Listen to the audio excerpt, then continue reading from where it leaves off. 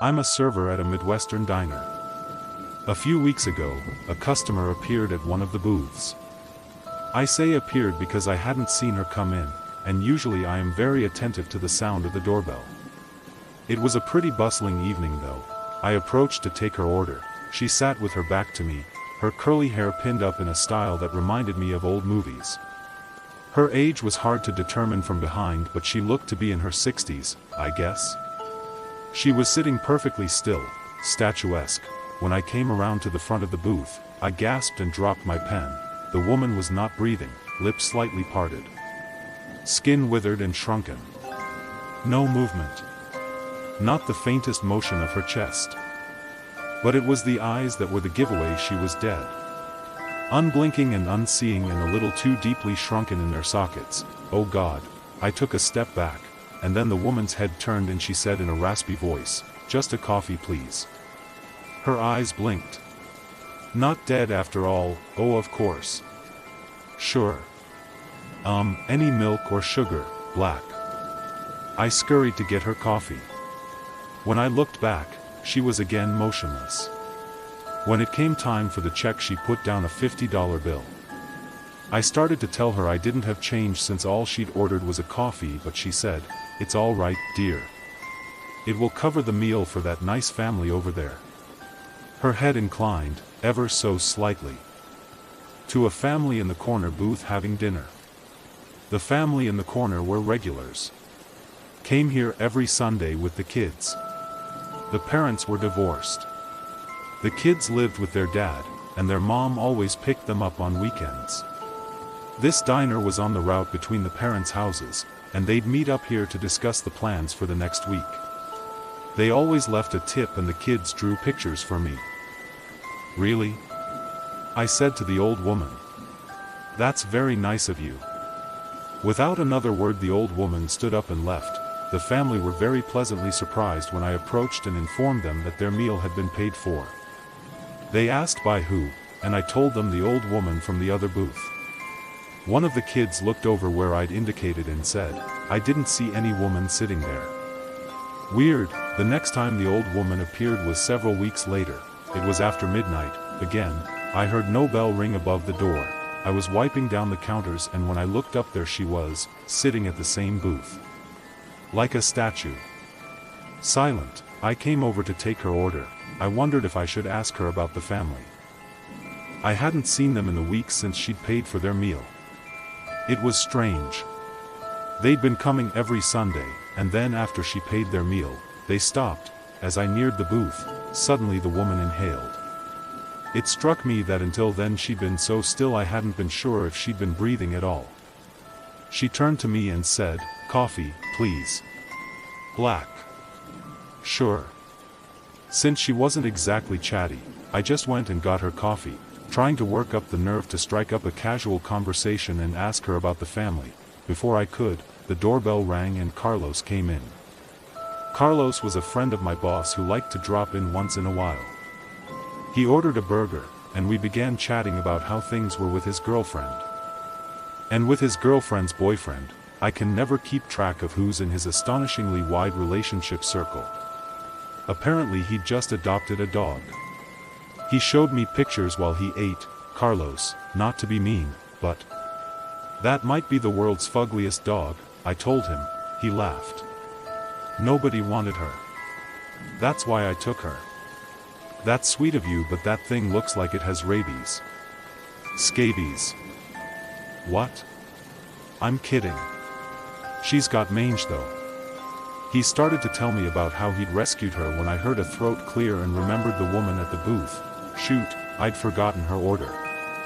I hurried to get her coffee and as I set it down asked if she wanted anything else and she put a 20 down and said it was for that nice young man's burger.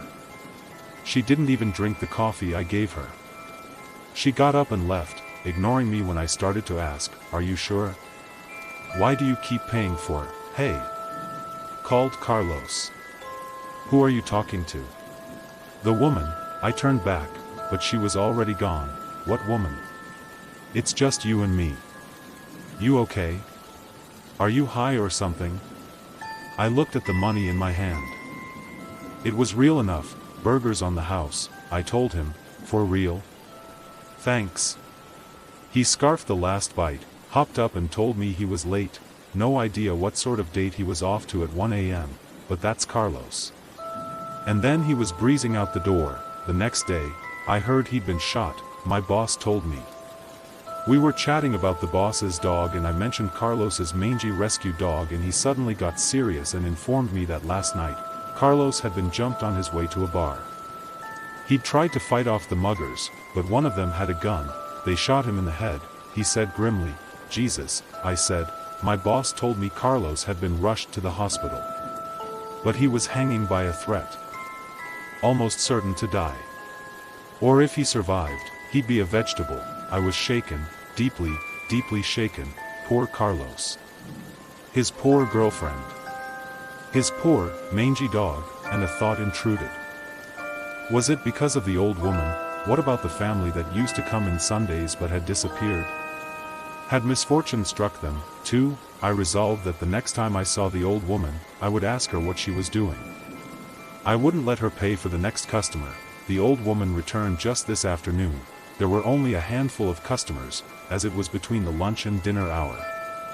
As always, I didn't hear her come in. One moment I was busy bussing dishes, the next I spotted her at the booth. I straightened up and approached her, her sunken eyes turned to me.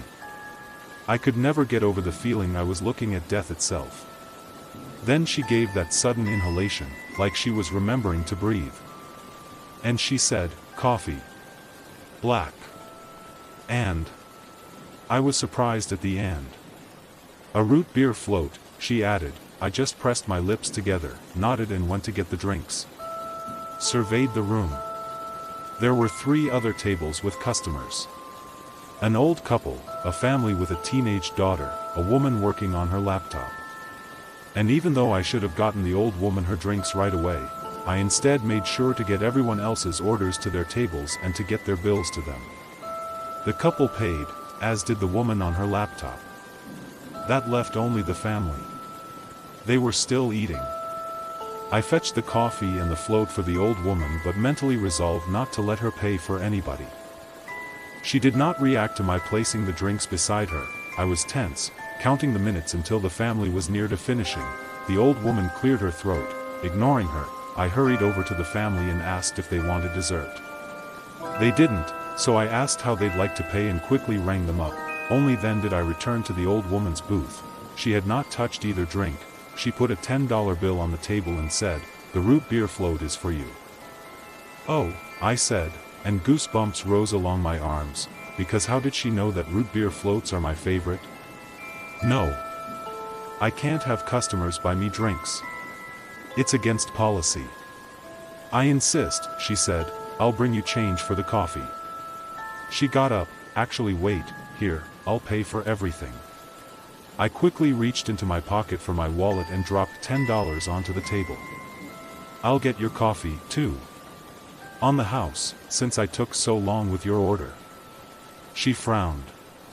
"Accept the gift that is given to you." "Nope. I can pay for the root beer float even though I didn't drink it.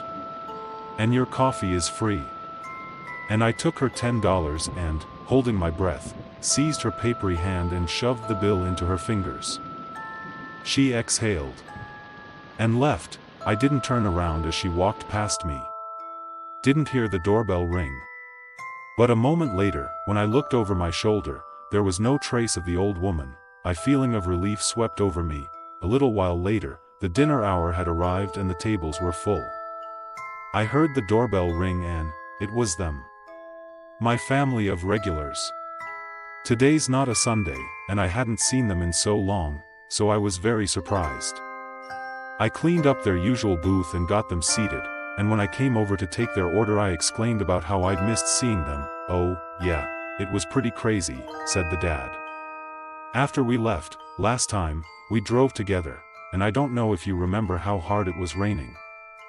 But the car skidded and we lost control." "You lost control," corrected the mom. "Yes, I lost control, because it was the minivan that I told you not to get because those things flip way too easily. And it did. It rolled. I mean, it spun out right in the middle of the highway and then flipped over the guardrail and rolled. I swear my soul left my body, said one of the kids. It was very harrowing. We just couldn't come back here for a while, said the mom. Were you hurt? I asked, stunned. Just minor injuries.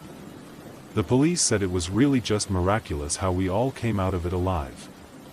The mom smiled. I nodded, glad for them, relieved to have my regulars back again. They said they couldn't bring themselves to come for a while because of the accident, but the kids kept asking, so tonight they decided to meet here for dinner. After I put in their order, I called my boss to let him know, because he'd been worried about them, too. He sounded delighted on the phone, and told me he had some good news of his own. Carlos is gonna pull through. He's awake from the coma, and he's now on the road to recovery. That's great.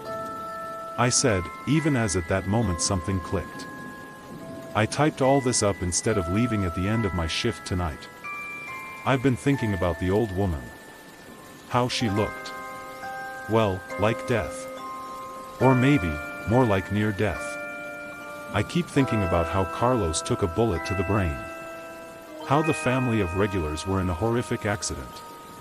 How all of them should have been dead, but they survived by a miracle. And I think I may have made a terrible mistake, so now, I'm terrified to leave the diner. Terrified because I didn't let her pay for my drink.